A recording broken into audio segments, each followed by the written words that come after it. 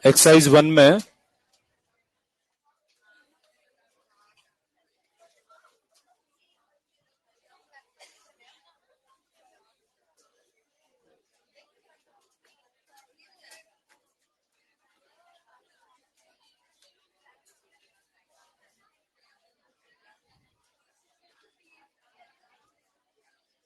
Exercise 1 में 1 से लेकर 39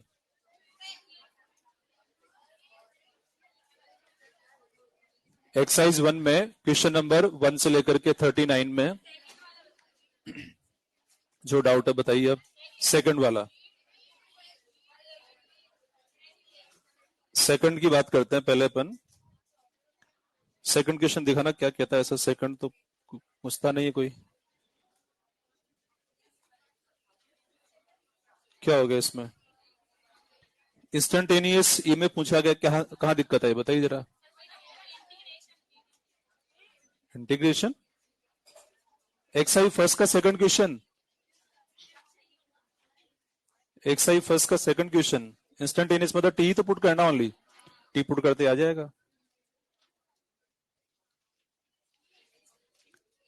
क्वेश्चन नंबर 8, क्वेश्चन नंबर 8 में एवरेज वोल्टेज फाइंड करना है किसके लिए, पॉजिटिव हाफ साइकिल। तो कितना होता है 2v0 अपॉन पाई होता है।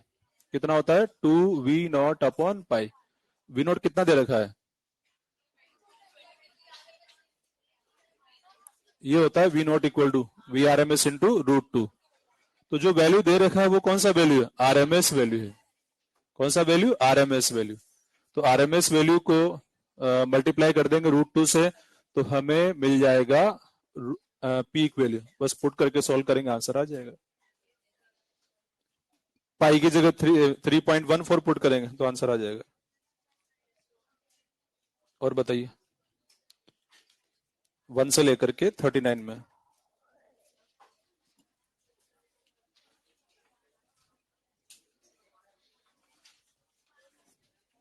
बोलिए फटाफट, जो भी डाउट आ रहा है तुरंत बोले आप।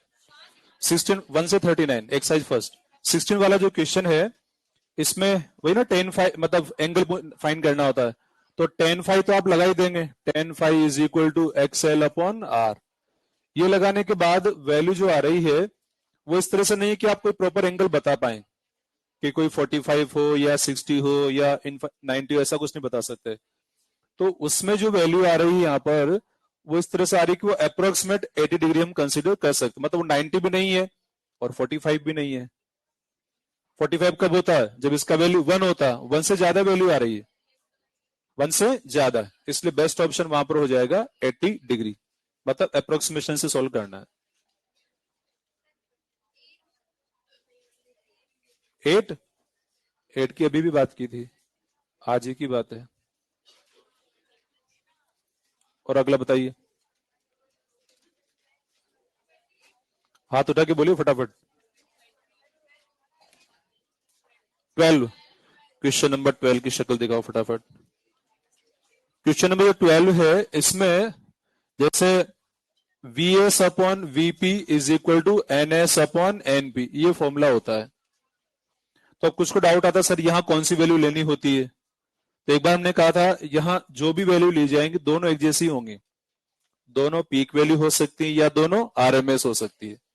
अगर सपोज आपने प्राइमरी में जो वोल्टेज है वो आरएमएस पुट कर दिया है तो आरएमएस ही मिलेगा आपको सॉल्व करने पर। अगर आपने पीक वैल्यू पुट किया तो पीक ही मिलेगा वहां पर। तो जो भी आप पुट कर उसके अकॉर्डिंग मिलेगा, फिर जिस फॉर्म में फाइंड करना उस फॉर्म में कन्वर्ट कर दीजिए, आ जाएगा आंसर।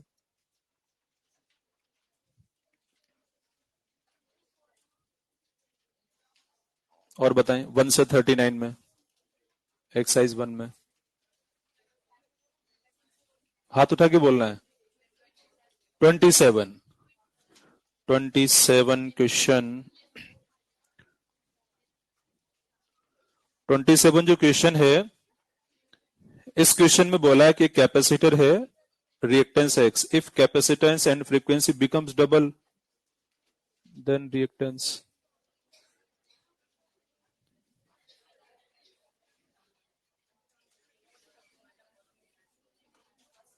ये भी डबल ये भी डबल, क्या हो जाएगा 1/4 हो जाएगा।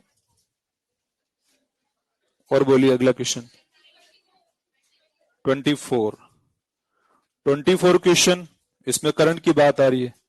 आई equal to V upon XL, कह देंगे वी अपॉन एक्सएल, एल ही है ना इसमें, ओनली एल ही तो है, तो I equal to V upon XL. और फिर क्या किया इसमें कि पहले फ्रीक्वेंसी 50 हर्ट्ज थी, अब फ्रीक्वेंसी कितना कर दिया 400, कितना टाइम्स 8 टाइम्स कर दिया, तो 8 टाइम फ्रीक्वेंसी कर दिया है तो करंट कितना रह जाएगी 1/8, क्योंकि ये भी 8 टाइम्स हो जाएगा। अगर पहले एक्सएल था तो बाद में एक्सएल डैश की अगर बात करें वो 8 टाइम्स ऑफ एक्सएल हो जाएगा, तो करंट जो आई डैश होगी v अपॉन 8 एक्सएल हो जाएगी। तो ये v अपॉन एक्सएल तो क्या था i, तो I/8 करंट हो जाएगी। और इंडक्टर में कौन आगे होता है, वोल्टेज आगे करंट पीछे। और बताएं 49, अभी चल रहे हैं अपन अप टू 39, अप टू 39 में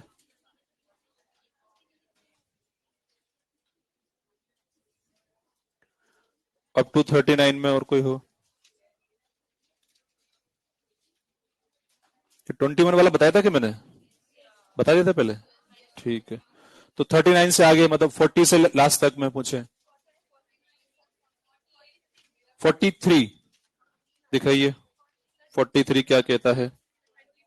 43 में देखिए बोला है पावर डिसिपेशन पूछा है इन सर्किट, वी है, एलसीआर सर्किट है, रेजोनेंस करंट, रेजिस्टेंस दिया हुआ है, पावर डिसिपेशन वी आई दोनों गिवन है ना हमें, दोनों का आरएम पीक वैल्यू में पता है, रेजिस्टेंस दे रखा है, तो पावर डिसिपेशन का फॉर्मूला क्या होता है V R M S I R M S cos five, उसका हम पीक वैल्यू की फॉर्म में कन्वर्ट कर देंगे, V R M S equal to V not by root two, I R M S equal to I not by root two, तो V not I not by two, फिर cos phi R by Z लिख सकते हैं, उससे आ जाएगा।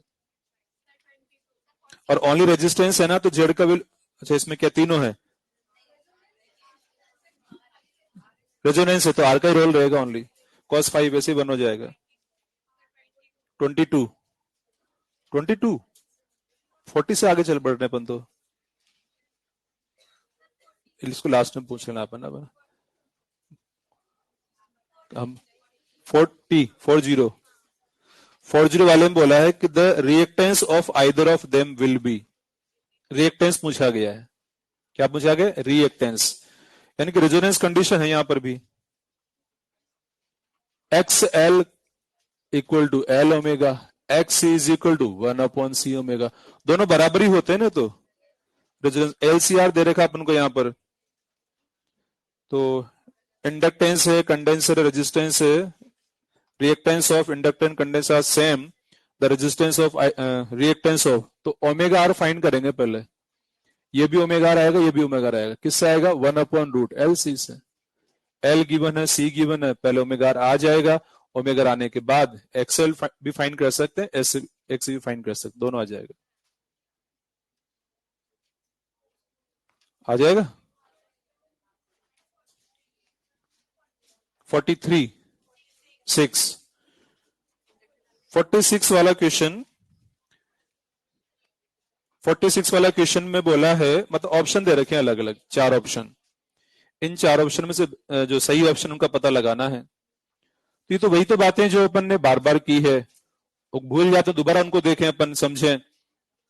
Voltage across L and C are differ by pi, हमने phasor diagram बनाया था कि ये वी आर है, ये वी एल है एंड ये वी सी है, इधर आई था, आई जो भी हो I R I L I सी तीनों सेम ही था, तो फर्स्ट वाला करेक्ट है।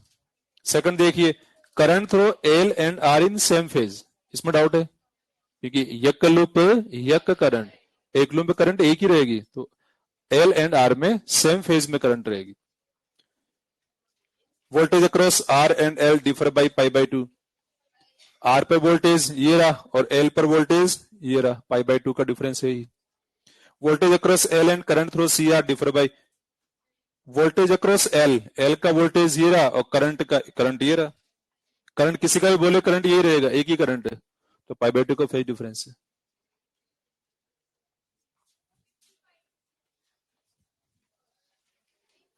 किधर से आवाज आई? 55 क्वेश्चन में phase of current in LCR circuit,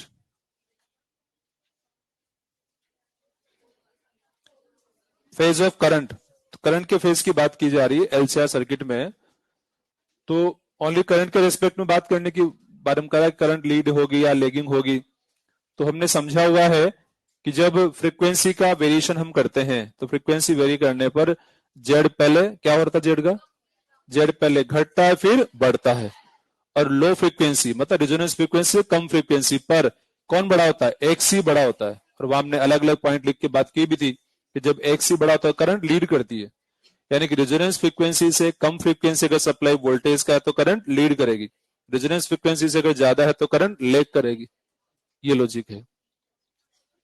तो फोर्थ ऑप्शन आई थिंक ये दिया हुआ है।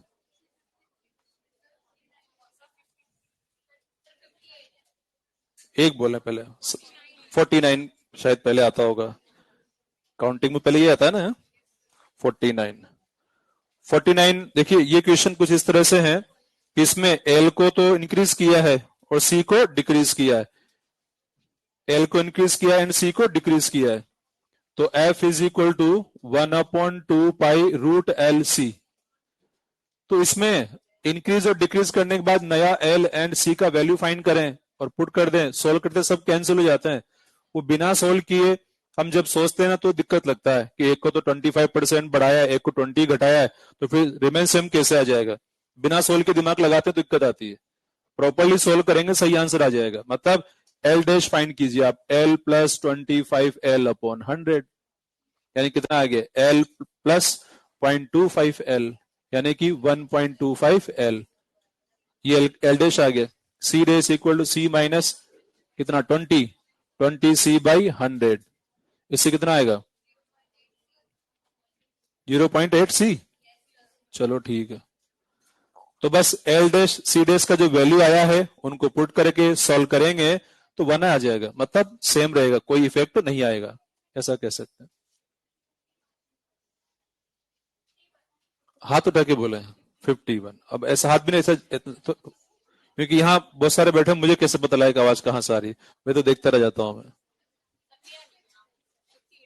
51 बोला ना अभी आपने, 51 बोला। 51 क्या कहता है 51 की अगर बात करें अपन, देखिए 51 की शायद पहले बात की थी कि मैंने ये बताया पहले। 51 वाला जो क्वेश्चन है इसमें ये हो रहा है कि एक इंडक्टर है एंड कैपेसिटर है एंड फिर रेजिस्टेंस भी सीरीज में है। सप्लाई वोल्टेज कुछ ना कुछ है, यहाँ पर कितना दिया 10 वोल्ट, और यहाँ पर रेजिस्टेंस है। अब रेजिस्टेंस, ये इन दोनों को देख के क्या पता लग रहा है हमें, रेजोनेंस है। यानी कि यूं कह सकते हैं कि यहां XL इक्वल टू XC है। ये इस तरह का सर्किट है कि XL इक्वल टू XC है, यहां पर ऐसा सप्लाई वोल्टेज है कि XL इक्वल टू XC है, तो रेजोनेंस कंडीशन है।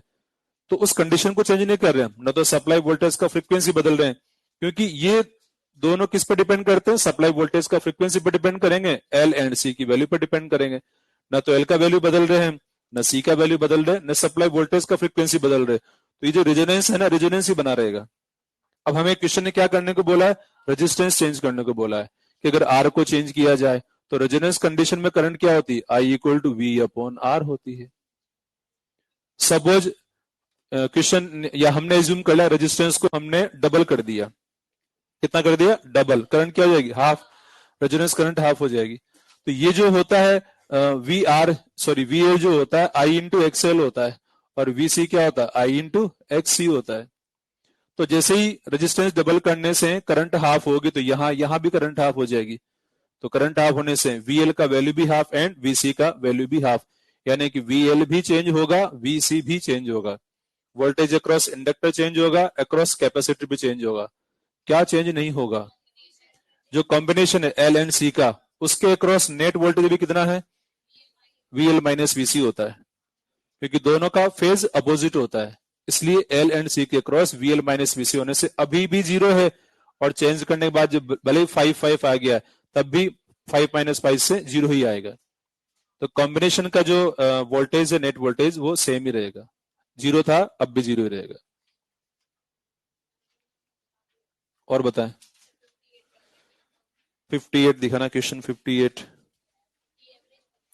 58 ना, इसमें पीक करंट को आईपी से इंडिकेट कर दिया। पावर डिसिपेट की बात आ रही है, मतलब वही एवरेज पावर लॉस की बात हो रही है। पावर लॉस वाले फॉर्म में लगाना है, तो पीक करंट की फॉर्म में कन्वर्ट करना पड़ेगा। किसकी फॉर्म में? पीक करंट की फॉर्म में। सर्किट में ओनली रेजिस्टेंस ही तो है, तो वैसे तो फॉर्मूला पता है, V R M S I R M S cos phi R by R. Cos phi R by Z होता है ना, तो आर बाई आर लिख दिया। अब यहां पर वोल्टेज की फॉर्म नहीं, करंट की ही फॉर्म है, तो वी इक्वल टू क्या? आई इंटू जेड, जेड की जगह यहाँ आर आएगा।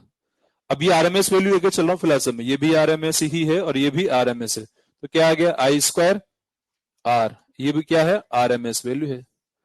लेकिन यहां पर पीक वैल्यू की फॉर्म में कन्वर्ट करना है, तो आरएमएस क्या होगा? पीक अपॉन रूट टू, यानी कि I not upon two square E R, ये बनेगा। आई आरएमएस की जगह I not by root two, उसका स्क्वायर करेंगे, I not square upon two into are.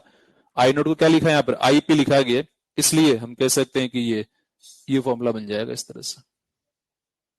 ठीक है। 53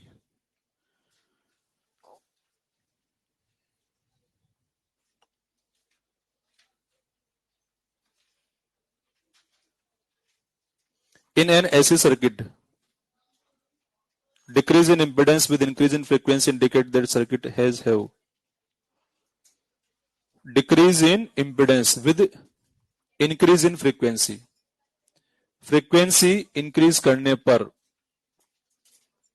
फ्रीक्वेंसी को इंक्रीज करने पर इंपेडेंस क्या बता रहे हैं? डिक्रीज बता रहे हैं। बताओ ऐसा क्या, ऐसा कब हो सकता है? अब इसमें अलग अलग ऑप्शन भी हैं, तो वैसा ऑप्शन देख के पता लग ही रहा है। एक में ओनली रेजिस्टेंस बोला, तो रेजिस्टेंस हो नहीं सकता। Resistance, inductance, resistance, capacitance. अगर फोर्थ वाले के बारे में सोचे ना हम, तो फोर्थ वाले में तो क्या होता है? इसमें फोर्थ में क्या रहा है? रेजिस्टेंस, कैपेसिटी, इंडक्टेंस, तीनों दे रखे हैं। इसमें पहले जेड घटता है फिर बढ़ता है, तो डेफिनेटली वो आर एंड सी वाला कॉम्बिनेशन पॉसिबल है, जिसमें कि फ्रीक्वेंसी बढ़ाने पर जेड घट, क्योंकि अकेला सी होता तब भी तो डिक्रीज ही होता, और आर फ्रीक्वेंसी पर डिपेंड करता नहीं है, तो डिक्रीज वाला इफेक्ट रहेगा कि फ्रीक्वेंसी बढ़ाने पर जेड डिक्रीज ही होगा। तो आर एंड सी कॉम्बिनेशन है।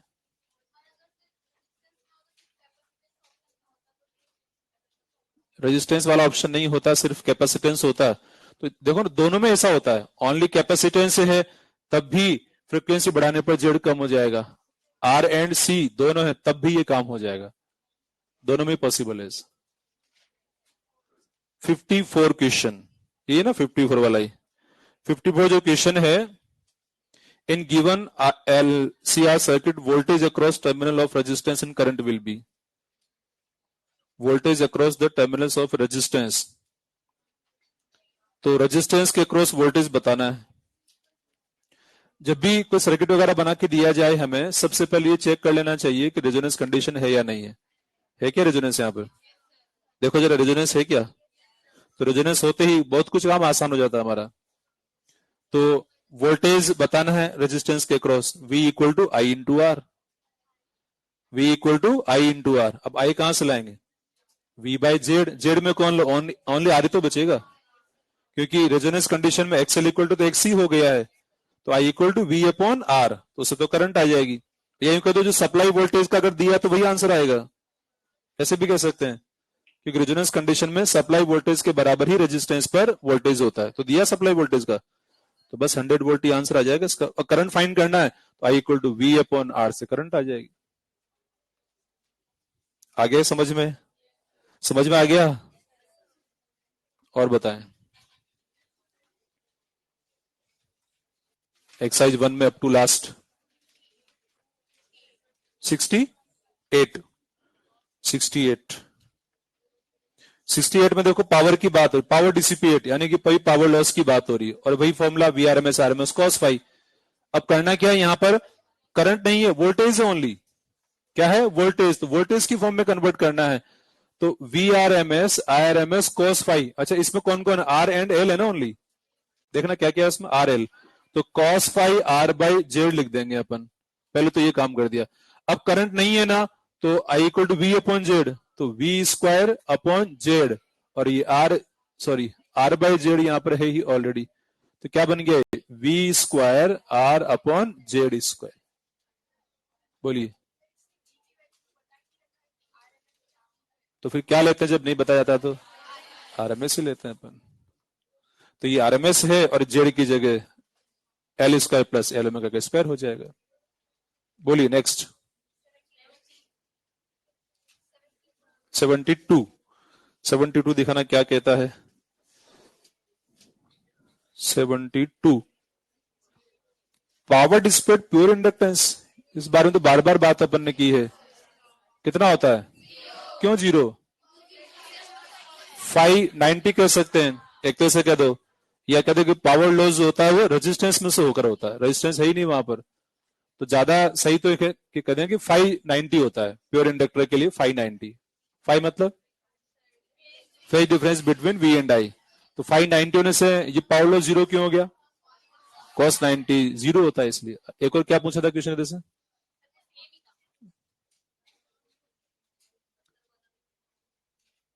और बताएं, एक्सरसाइज सेकंड पर आ जाए। एक्सरसाइज सेकंड में पहला क्वेश्चन, फर्स्ट है ना वो माइका वाला,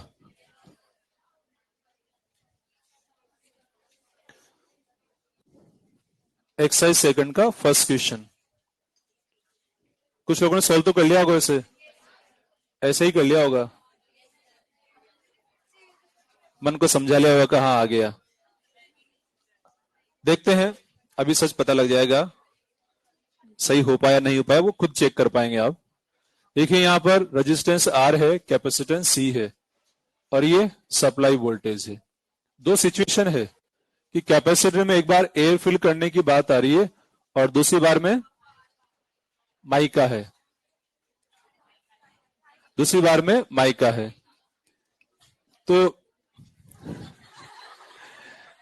एक बार एयर है, दूसरी बार माइका है, तो जैसे ही माइका फिल करेंगे तो कैपेसिटेंस बढ़ जाएगा, तो कैपेसिटेंस बढ़ेगा यहां पर। देखिए ये आर है और ये सी यहां पर है, आर एंड सी। अब यहां पर सबसे पहले हम बात करें कि जब सी बढ़ेगा, सी क्यों बढ़ेगा, क्योंकि एप्सिलॉन आर माइका फिल कर रहे हैं अपन, एप्सिलॉन आर बढ़ेगा, सी बढ़ेगा, क्योंकि सी प्रोपोर्शनल एप्सिलॉन आर होता है, ये आप आगे स्टडी करेंगे, C proportional epsilon R. Epsilon R जो रिलेटिव परमिटिविटी होती है, डायरेक्टली कांस्टेंट होता है। सी बढ़ेगा तो एक्स सी बढ़ेगा, एक्स सी बढ़ेगा तो जेड बढ़ेगा, जेड बढ़ेगा तो आई का वैल्यू घट जाएगा, यानी कि सर्किट में करंट कम हो जाएगी। कब, माइका फिल करने के बाद, I B greater less than I A, ऐसे कह सकते हैं। तो करंट कम हो गई है माइका फिल करने की वजह से, कैपेसिटेंस बढ़ गया, वही मैं चेक कर रहा हूं, कैपेसिटेंस बढ़ गया तो एक्स इक्वल टू 1 अपॉन, इतने सारे लोग देख रहे हैं, देखे जा रहे हैं आराम से, बस सर हम देख रहे हैं कि आप क्या कर रहे हो, कहां तक गलती देख रहे हैं, अभी हम रुक के बताएंगे अच्छे से हम। तो सी बढ़ेगा तो एक्स सी घटेगा, एक्स सी घटेगा तो जेड भी घटेगा, और क्या, एक्स सी घटे जेड घटेगा तो करंट बढ़ेगी, तो ये आई बी ग्रेटर देन आई ए, अब सही है, यानी करंट बढ़ जाएगी माइका फिल करने की वजह से। तो ऐसा ऑप्शन तो दिया नहीं है मैं, अगर ये ऑप्शन हमें गिवन होता तो ये करेक्ट ही होता, करंट का एक ऑप्शन है वो भी गलत ही है। अब वोल्टेज अक्रॉस कैपेसिटर के बारे में बात हुई, तो इसके अक्रॉस वोल्टेज पे क्या फर्क पड़ा माइका फिल करने से, उसको वी से इंडिकेट किया गया है। तो यहां पर VC equal to I into X C, ये भी एक तरीका है, लेकिन इससे कंफर्म इंफॉर्मेशन नहीं मिल पाएगी हमें, इसलिए हम क्या करेंगे कि नेट वोल्टेज जो यहां होगा ना, V square equal to V R square plus V C square, इसकी हेल्प लेने वाले हैं। टोटल सप्लाई वोल्टेज सेम है, इस पे कोई फर्क नहीं पड़ रहा, हमें वीसी के बारे में पता लगाना, वी आर का कंफर्म पता लग रहा है, कैसे पता लग रहा है, ये आई इंटू आर है, इसका स्क्वायर है, ये वीसी का स्क्वायर है। ये तो हमें पता है करंट बढ़ चुकी है, करंट बढ़ने से वोल्टेज अक्रॉस रेजिस्टेंस पक्का बढ़ गया है। ये वोल्टेज बढ़ गया इसके क्रॉस, तो ये वोल्टेज बढ़ने की वजह से ये घटेगा, क्योंकि नेट तो सेम ही रहना है। मतलब ये बढ़ेगा तो ये घट जाएगा, तो VC डिक्रीज होगा, मतलब कैपेसिटी क्रॉस वोल्टेज डिक्रीज होगा। इस तरह से सोल्व करना है इसको, इस ढंग से सोल्व करने से सही हो पाएगा, अदरवाइज कुछ ना कुछ कंफ्यूजन रह ही जाएगा। ऐसे ही करना है, VC equal to I into XC, क्योंकि इसमें आई में जब लिखेंगे ना तो V अपॉन जेड आता है, जेड में फिर XC वगैरह भी है और XC ऊपर भी यहाँ भी है, तो ये कंफर्म पता लगाना मुश्किल हो रहा है कि इससे कैसे पता लगाएं। तो ये इससे इजीली पता लग रहा है कि ये बढ़ गया तो ये घट जाएगा। ऐसे सॉल्व करना है इसको। कोई डाउट इसमें तो बता दीजिए, अगला क्वेश्चन बता दीजिए, अदरवाइज सेकंड भी पूछना है। सेकंड वाला जो क्वेश्चन है, देखिए इसमें सर्किट में ओनली रेजिस्टेंस है। क्या है? रेजिस्टेंस। तो सर्किट में ओनली जब रेजिस्टेंस की हम बात करेंगे तो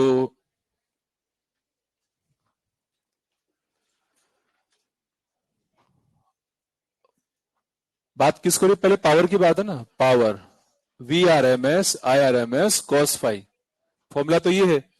लेकिन जब रेजिस्टेंस ही है तो VI cos फाई क्या हो गया? 1 हो गया, क्योंकि R बाई जेड यानी कि R बाई आर, तो cos फाई तो 1 हो गया। अब यहां पर सोर्स एक ही है, उसी एक सोर्स से बाद में R एंड L को जोड़ा गया है, तो वोल्टेज सेम रहेगा, इसलिए हम वोल्टेज की फॉर्म में इसको कन्वर्ट करने वाले हैं। तो I इक्वल टू क्या बनेगा? V upon are. जेड कहेंगे तो जेड की जगह आर ही आएगा, क्योंकि रेजिस्टेंस। मतलब इस तरह से सोच के जब करेंगे ना तो कंफ्यूजन नहीं होगा, अदरवाइज मन में लगेगा हम कभी तो V अपॉन आर लिख देते हैं, कभी क्या लिख देते हैं, कुछ ऐसे सोच के परेशान होते रहते हैं कि कब ओनली आर लिख दिया कब क्या। तो फॉर्मूला वही है, क्या? VRMS IRMS cos phi, but only resistance जब है तो उसके अकॉर्डिंग डेटा पुट किया जा रहा है। तो ये फॉर्मूला क्या बन गया? P equal to V square upon R, इस तरह से बना है ये।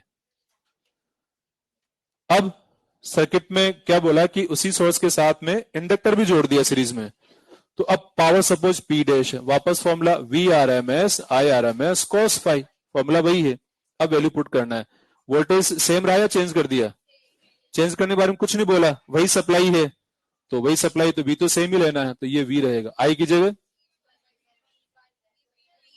जगह जेड, क्योंकि अब L भी साथ में आ गया, Z cos phi R by Z, तो ये हो गया V square R upon Z square. P dash हमें पावर तो बताना है, तो कौन से में V यहां से निकाला, P इंटू आर यहां बिठाया, तो क्या आ गया? P into R Z square into R, तो आ गया P R square upon Z square, ये आंसर आ जाएगा। फोर्थ वाला क्वेश्चन, फोर्थ वाला जो क्वेश्चन है, अरे आ गया ना समझ में? फोर्थ वाला जो क्वेश्चन है इसमें बैटर ट्यूनिंग के लिए कौन सा सर्किट सही रहेगा ये पूछा गया है। तो वैसे तो एक तरीका है कि हम क्वालिटी फैक्टर को फाइंड करें, 1/r रूट LC वगैरह जो वो था वो उसको लगा के सॉल्व करें, या फिर यहां जो डेटा है उससे हम कह सकते हैं कि एक में ही सबसे कम आर दिया हुआ है, तो एक में सबसे कम आर जब दिया हुआ तो जितना आर कम रहेगा उतना resonance current high, resonance current high रहेगी तो बेटर क्वालिटी रहेगी। तो इसलिए जिसका आर सबसे कम है डायरेक्टली इसका आंसर आप टिक कर सकते। 6, क्वेश्चन नंबर 6, इसमें तो कोई दिक्कत वाली बात ही नहीं है। नहीं, 6 की पहले बात कर लेते हैं। 6 में क्या? 6 का फर्स्ट में, फर्स्ट क्या कह रहा है? ए एंड बी में क्या दिक्कत है? फर्स्ट वाला ग्राफ में साइन करोगे, मतलब साइन क्या है? रिपीटेशन वैसे ही तो चलता जाएगा जैसा बना रखा है, ये बना रखा है तो ऐसा ही रिपीटेशन आगे भी होगा वो तो। हाँ,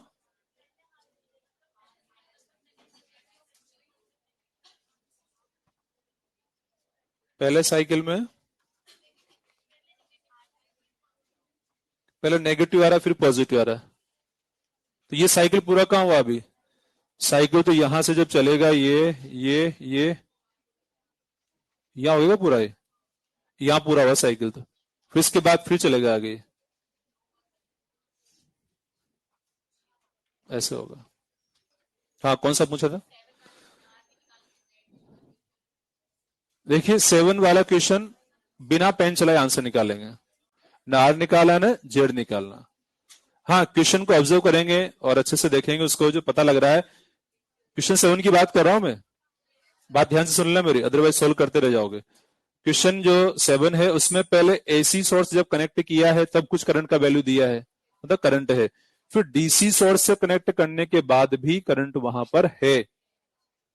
इस बात का सबूत है कि कैपेसिटर नहीं हो सकता, मतलब सीरीज में कोई कैपेसिटर नहीं हो सकता, क्योंकि कैपेसिटर अगर रहेगा ना तो करंट जीरो हो जाएगी। Capacitor blocks DC, capacitor DC को ब्लॉक करता है, खुद चार्ज होकर बैठ जाता है। अब किसी को आगे नहीं बढ़ने दें, करंट कोई नहीं जाएगी, बस मैं खुद चार्ज हो गया हूं, चार्ज होकर के रास्ता ब्लॉक करके बैठ जाता है, नो करंट। तो कैपेसिटर ब्लॉक्स डीसी, तो कैपेसिटर डीसी को ब्लॉक करता है। इसलिए जिस ऑप्शन में सी नहीं है वही ऑप्शन सही हो जाएगा, तो एल आर वाला ही होगा बस। और बताएं, क्वेश्चन नंबर 9। 9 वाला जो क्वेश्चन है इसमें आई थिंक ऐसा कि एक बार एल को हटाया, इतना फेज डिफरेंस आया, फिर एक बार सी को हटाया तो इतना आया। बताओ पावर फैक्टर कितना, ऐसा कुछ है ना। देखिए फेज डिफरेंस की बात की जा रही है, तो सपोज एक बार सी को हटाया तो टेन फाइव क्या बताया, एक्स एल अपॉन आर, ठीक है। दूसरी बार आर को एल को हटा दिया तो टेन फाइव कितना, एक्स सी अपॉन आर। तो दोनों बराबर ही तो है, ये दोनों बार एंगल सेम ही है। एक्स एल अपॉन आर का वैल्यू एक्स अपॉन आर के बराबर ही है, ऐसा क्वेश्चन ने खुद हमसे बता दिया। तो ये दोनों वैल्यू बराबर आएंगी, आर से R cancel, X L equal to X, resonance condition five equal to 0, five 0 cos 0 1, यानी कि पावर फैक्टर 1 आ गया। कितना आ गया, 1। Next 10, question number 10। 10 वाला जो क्वेश्चन है, देखिए यहां पर भी बल्ब की ब्राइटनेस के बारे में बात हो रही है। अब कुछ स्टूडेंट क्या करते हैं, उसको डीसी से कंपेयर करने लग जाते हैं। डीसी में करंट के लिए अलग कंसेप्ट था, ब्राइटनेस में सेम ही बात रहेगी कि ब्राइटनेस का पता लगाना तो हीट से, और हीट का पता करंट से चल जाएगा। लेकिन अब दोनों अलग अलग सर्किट हैं। पहले डीसी सर्किट था, वहां करंट में क्या था कि जब स्विच ऑन करते थे करंट बढ़ करके मैक्सिमम हुआ करती थी, और फाइनली एल का रोल कुछ भी नहीं हुआ करता था। यहां ये लॉजिक नहीं है, यहां करंट के लिए क्या है, I equal to V by Z. ऐसा नहीं कि स्विच ऑन किया फिर ऐसा हो वैसा, ऐसा कुछ नहीं है। एसी सर्किट में जब भी करंट की हम बात करेंगे तो I equal to V upon Z, ये कंसेप्ट लगेगा। इस कंसेप्ट से करंट का पता चलेगा, करंट से हीट, हीट से ग्लो।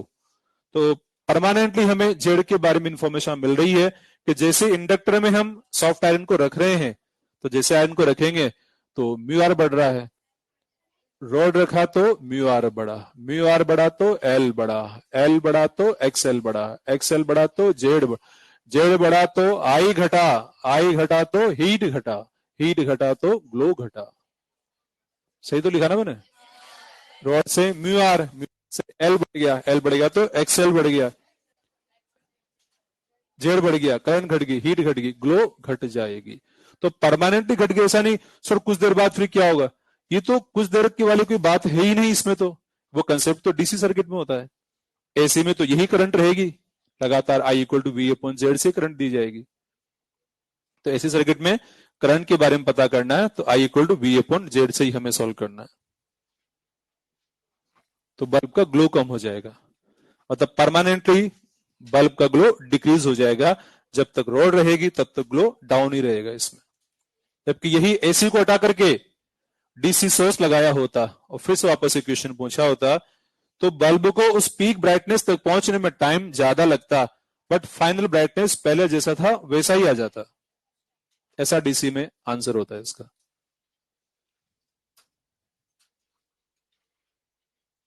बताएं और 12,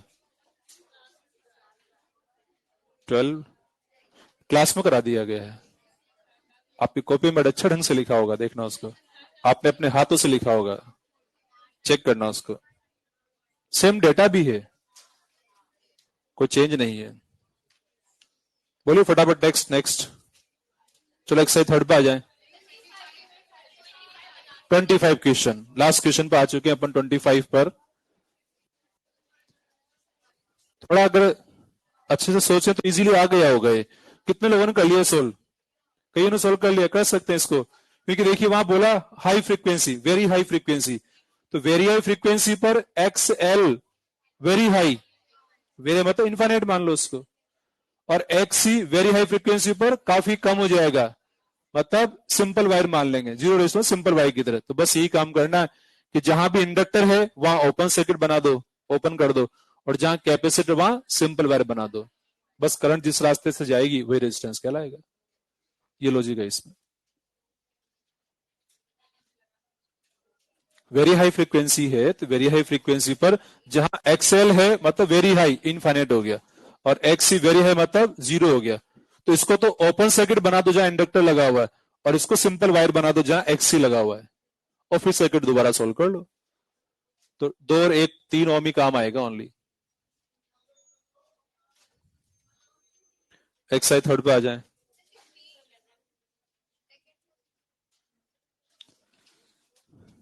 सेकंड का 16 क्या कह रहा है दिखाना। 16 what is the value of inductance L for which the current is maximum in series LCR circuit with C and omega? क्या नेगेटिव आ गया? क्यों है? कहां है नेगेटिव साइन?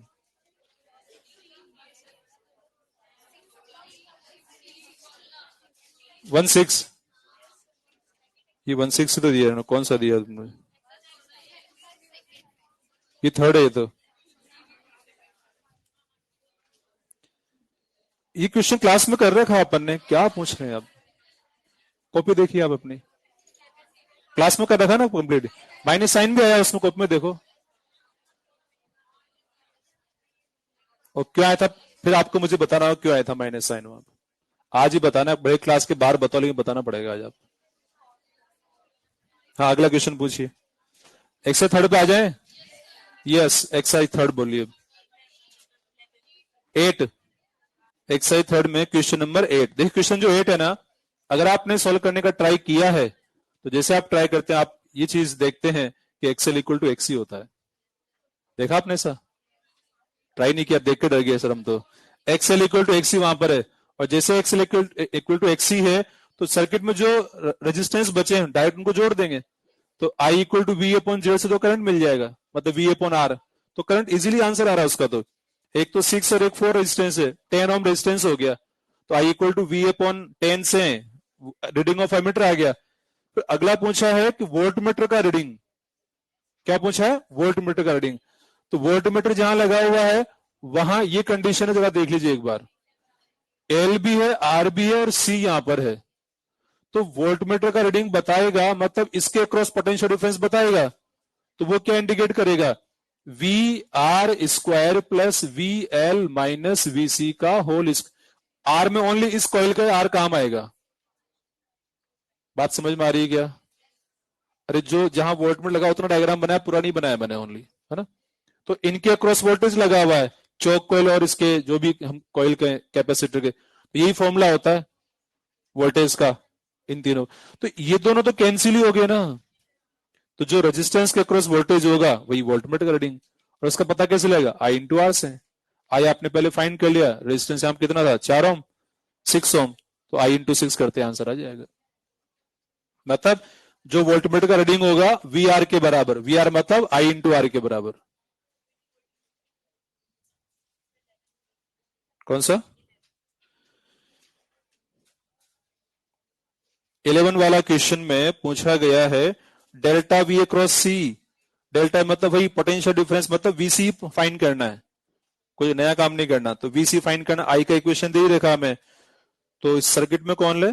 ओनली कैपेसिटर है, तो करंट आगे वोल्टेज पीछे, sine omega T minus pi by 2 वाली इक्वेशन बनेगी। Sine omega T minus pi by 2, यानी कि साइन को में से माइनस करेंगे पाई बाय 2 क्या बनेगा? माइनस कोस बनेगा, तो माइनस कोस वाली इक्वेशन आ जाएगी। एक्सरसाइज थर्ड में और कोई?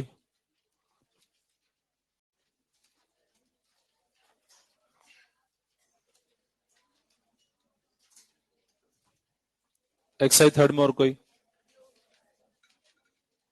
नहीं है? Begin box 1। अच्छा, एक क्वेश्चन ये देखने को मिलता है कभी कभी कि AC is more dangerous than DC. तो उसका वजह देखिए, एक वजह तो ये कि जैसे सपोज कहीं वोल्टेज आपको दिया हुआ है, डीसी का वोल्टेज दिया है 220 वोल्ट, उसका मीनिंग 220 ही है वो। डीसी का दिया तो 220 है, एसी का बोल दिया 220 वोल्ट, तो क्या हमेशा 220 है क्या हो? वो कभी कभी हाई वैल्यू भी जाएगा, वो 300 से ऊपर भी चला जाएगा। मतलब जो लिखा है वो है नहीं, तो उससे अलर्ट रहना है, वो हार्मफुल हो सकता है। दूसरी खास बात यह है कि एसी की फ्रीक्वेंसी कुछ इस तरह से होती है, जो भी वो है वो कुछ इस तरह से होती है कि जैसे ही हम एसी वाले सर्किट को वायर को टच करते हैं तो सीधा बॉडी का जो नर्वस सिस्टम है उस पर अटैक करता है, उसको हार्म करता है। कौन? एसी। तो इसी तरह से याद रखना आंसर इसका कि एसी की फ्रीक्वेंसी कुछ ऐसी होती है कि जैसे इस वायर को टच करते हैं तो बॉडी का जो नर्वस सिस्टम होता है उसको हार्म करता है, इससे ज्यादा डेंजरस हो गया। क्योंकि नर्वस सिस्टम ही काम नहीं करेगा तो फिर कैसे सोच पाएंगे कि क्या करना क्या नहीं करना। कभी आपने सुना या देखा हो कि वायर को टच किया किसी को, एसी वाले वायर को, तो वहीं का वहीं रह गया। तो उसका वजह ये कि नर्वस सिस्टम काम करना बंद कर देता है, वो डिस्ट्रॉय हो जाता है, तो इसलिए ज्यादा खतरनाक हो गया एसी। हाँ, बिगनर बॉक्स 1 में कोई डाउट हो तो? Beginner box 2, beginner box 3 and beginner box 4।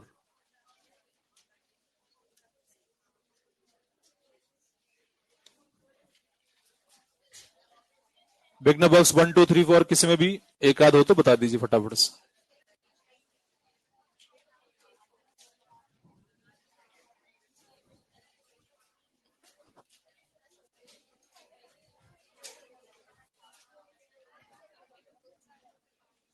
बोलिए, हाथ उठा के बोलिए। बिगनर बॉक्स 2 4, हाँ 2 का दिखाना। बिगनर बॉक्स 4, बिगनर बॉक्स 4 का 2 का 4 का 2 का ए। डायग्राम में देख के कुछ कंफ्यूज हो रहा है? डायग्राम में देखो जो डेटा दिया है वो सही दिया है, बाकी आप सही कर लेना। जो डेटा दिया है ना, आर सही दिया, एक्सेस उसमें जो लिखा है ना, इंडक्टर पे आर लिख दिया है, इंडक्टर के ऊपर आर लिख रखा है, तो जो रेजिस्टेंस है वो 4 ही लेना आपको, एक्सएल 7 लेना है, एक्सी 4 ही लेना है। फिर सोल्व करेंगे तो आ जाएगा, मतलब एक्स तो आपका जाएगा 3 और रेजिस्टेंस है 4, तो जेड आ जाएगा आपका 5। अब हीट डेवलप फाइंड करना है तो पावर निकालते हैं ना, आप पावर लॉस निकालते हैं, तो वो तो जो पर सेकंड में होता है पावर, तो इनटू टाइम कर देंगे, हीट आ जाएगी। लीजिए नेक्स्ट। क्या चल रहा था आपने? इंडक्शन की कुछ बात की थी अपन ने।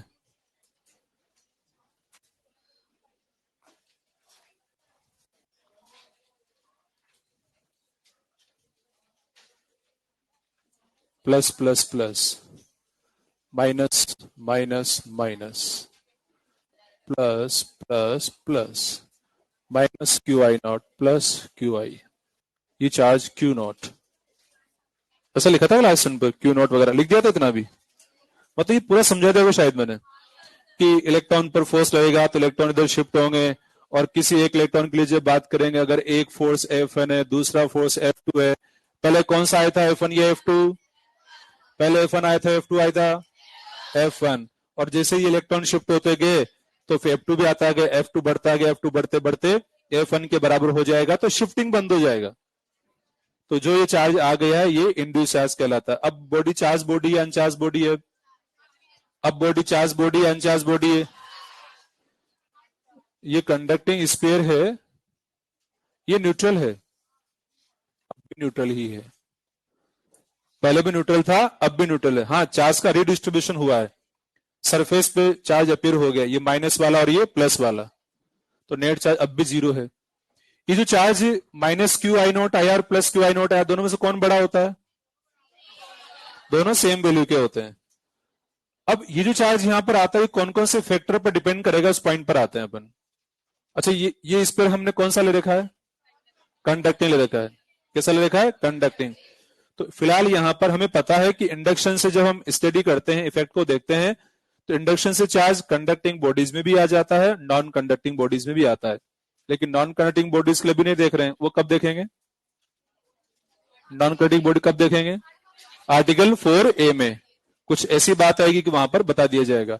फिलहाल ओनली कंडक्टिंग बॉडीज की ही यहां पर बात की जा रही है। तो ये जो इंड्यूस चार्ज यहां पर सरफेस पे अपीयर हो रहा है माइनस एंड प्लस वाला, वो कौन कौन से फैक्टर्स पर डिपेंड कर, उस बारे में सोचा जाए। क्यू नोट की वैल्यू पर डिपेंड करेगा। क्यू नोट ज्यादा तो ज्यादा फोर्स लगा देगा, क्यू नोट कम तो कम फोर्स लगाया, कम इंड्यूस चार्ज आएगा। दूसरी बात, ये जो बॉडी है, स्पेयर है, इसका मटेरियल पर डिपेंड करेगा, नेचर ऑफ मटेरियल पर डिपेंड करेगा कि इलेक्ट्रॉन फ्री भी है या नहीं है, उस पर भी डिपेंड करेगा। दोनों के डिस्टेंस पर डिपेंड करेगा।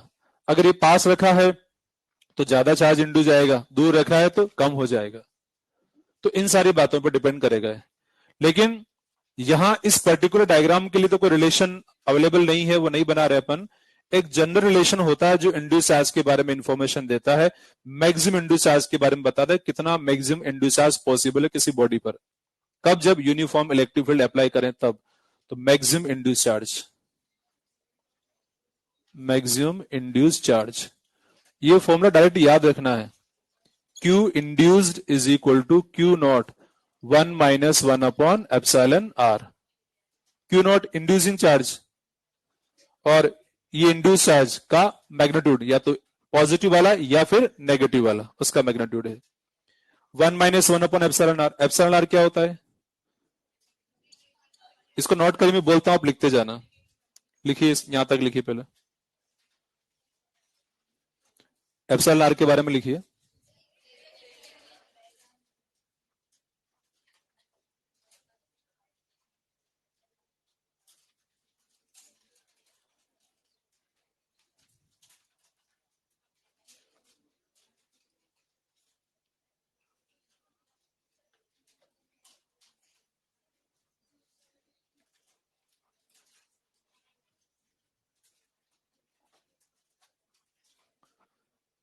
एप्सिलॉन आर में लिखिए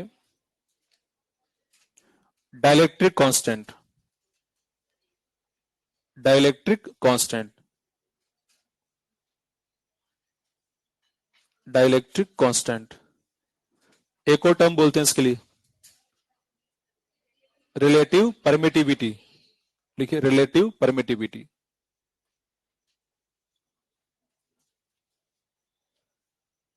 एक और बोला जाता है इसके लिए term, specific inductive capacity, specific inductive capacity.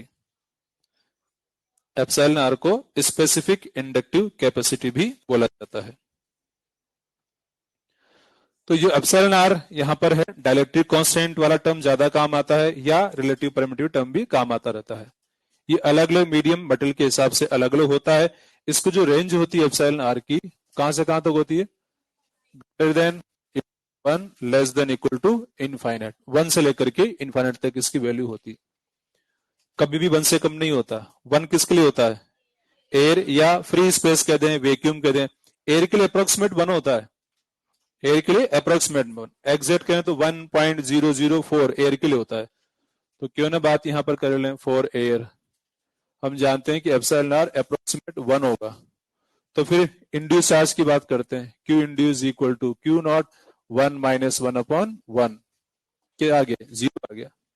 Air में या फ्री स्पेस में कोई चार्ज इंड्यूस नहीं होगा। लेकिन अगर बात करें फॉर कंडक्टर या फॉर मेटल, मेटल्स के लिए बात की जाए, epsilon R equal to infinite होता है। तो इस फॉर्मूले से पता लग रहा है कि induce charge equal to Q not 1 minus 1 upon infinite, यानी कि क्यू नॉट 1 माइनस 0, यानी कि Q not.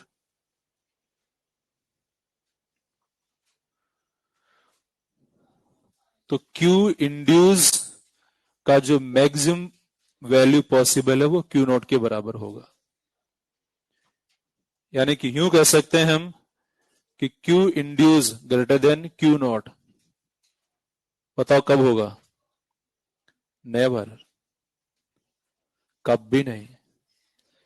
Q induce Q not से ग्रेटर कभी भी नहीं होगा। इंड्यूस चार्ज जो होता है वो इंड्यूसिंग चार्ज के मैक्सिमम इक्वल हो सकता है या फिर उससे कम ही होगा। तो मैक्सिमम इंड्यूस चार्ज कब आएगा? जब कंडक्टिंग बॉडी है तब आ जाएगा। और ये जो रिलेशन की हमने बात यहां पर की है, इस तरह का फॉर्मूला भी जब आर्टिकल 4A स्टडी करेंगे वहां पर इसके बारे में भी हिंट हम बताएं कि ये कैसे आता होगा। फिलहाल सीधा याद रखना हमें। अच्छा, ये जो फॉर्मूला लिखा है इसमें एक दो बातें और जाने कि इससे पता लग रहा है कि इंड्यूस चार्ज इंड्यूसिंग चार्ज पर डिपेंड कर रहा है, यानी क्यू नोट पर डिपेंड कर रहा है। इससे ये बात भी पता लग रही है कि जो इंड्यूस चार्ज है एप्सिलॉन आर यानी कि इस मीडियम पर डिपेंड कर रहा है। अरे कर रहा है। एक और कौन सी बात है जो इसमें शामिल नहीं हो रही, जो हमने भी थोड़ी देर पहले बोला था कि ये इंड्यूस चार्ज इन पैरामीटर्स पर डिपेंड कर रहा है? डिस्टेंस। तो इस फॉर्मूले में डिस्टेंस नहीं आ रहा। इसमें डिस्टेंस नहीं आ रहा, उसका वजह है खास, क्योंकि ये फॉर्मूला होता है यूनिफॉर्म फील्ड के लिए। किसके लिए? यूनिफॉर्म। और यूनिफॉर्म फील्ड किसी डिस्टेंस पर डिपेंड नहीं करता, तो एक जैसा ही होता है। इसलिए यूनिफॉर्म फील्ड अगर बॉडी पे अप्लाई किया जाए उससे जो इंड्यूस आ जाएगा उसका फॉर्मूला बनता है। मतलब स्पेशल कंडीशन में है, ऐसा नहीं डायरेक्ट इस डायग्राम के लिए लिखा हो, ऐसा नहीं है। और इससे हम मैक्सिमम पॉसिबल जो इंड्यूस चार्ज होता है उसके बारे में पता लगा पाते हैं। ठीक है, तो ये पता लगा लिया कि किसी बॉडी, मतलब इस डायग्राम को हटाकर एक जनरल बात हम कर रहे हैं कि मैक्सिमम इंड्यूस चार्ज जो किसी बॉडी पर पॉसिबल है वो क्यू नॉट के बराबर पॉसिबल है, इससे ज्यादा पॉसिबल नहीं है। ये बात यहां पर हमने समझी है। एक क्वेश्चन पर आते हैं। अच्छा, यहां पर आसन पे बात जान ही गए थे हम। इस पे पॉजिटिव चार्ज इधर क्या आएगा सामने? ये नेगेटिव तो पॉजिटिव आ जाएगा, कंफर्म। मतलब ये नेगेटिव तो ये पॉजिटिव आएगा। तो क्या मतलब ये पॉजिटिव कैसे आ रहा होगा? क्या प्रोटॉन चल के इधर आ रहे हैं? क्या हो रहा है? इलेक्ट्रॉन रिपेल हो रहे हैं, तो इलेक्ट्रॉन दूर जा रहे हैं, तो इलेक्ट्रॉन की डेफिशिएंसी को ही पॉजिटिव चार्ज कहा जाता है। इलेक्ट्रॉन की डेफिशिएंसी को ही पॉजिटिव, क्योंकि इलेक्ट्रॉन हटेंगे नहीं। जैसे यहां से ये हुआ, इलेक्ट्रॉन यहां से हटके यहां आ गए, इसका मतलब ये नहीं हुआ कि प्रोटॉन यहां शिफ्ट हो गए। इलेक्ट्रॉन यहां से हटके यहां गए, मतलब यहां पर डेफिशिएंसी ऑफ इलेक्ट्रॉन हो गया है। इलेक्ट्रॉन का डेफिशिएंसी होना ही पॉजिटिव चार्ज का आना कहलाता है। या इलेक्ट्रॉन नेगेटिव चार्ज मतलब इलेक्ट्रॉन का एक्सेस हो गया है, इसलिए नेगेटिव चार्ज आया।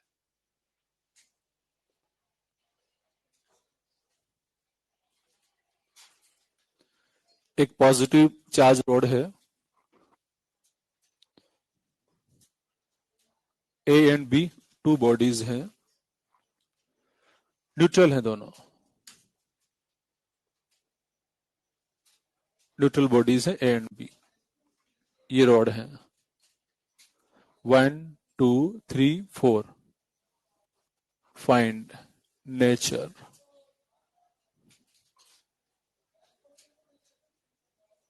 of charges on 1 2 3 and 4 surfaces.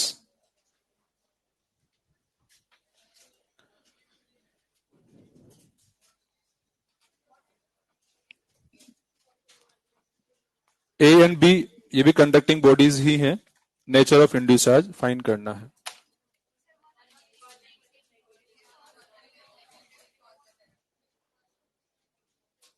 बता दीजिए। 1 और 3 पर सबने चेक कर लिया? ये कितनों ने चेक कर लिया? हाथ उठाएं फटाफट। किनसे नहीं हो पा रहा है वो बता दें। देखिए यहां पर पॉजिटिव है ना, तो ये पॉजिटिव तो ये नेगेटिव, इस पर नेगेटिव आ जाएगा, यहां पर पॉजिटिव आ जाएगा। इससे इंडक्शन कह सकते हैं, नेगेटिव हो जाएगा, यहां पर पॉजिटिव आ जाएगा, ऐसे कहा जा सकता है। इस तरह से 1 और 3 पर नेगेटिव चार्ज है, 2 और 4 पर पॉजिटिव चार्ज है, ऐसा कहा जा सकता है।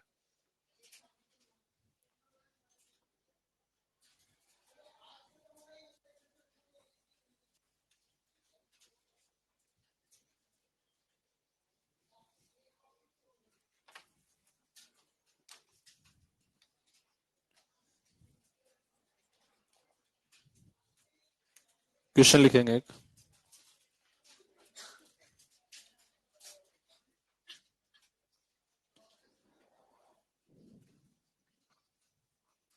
Can a charge body, question है can a charge body attract neutral body?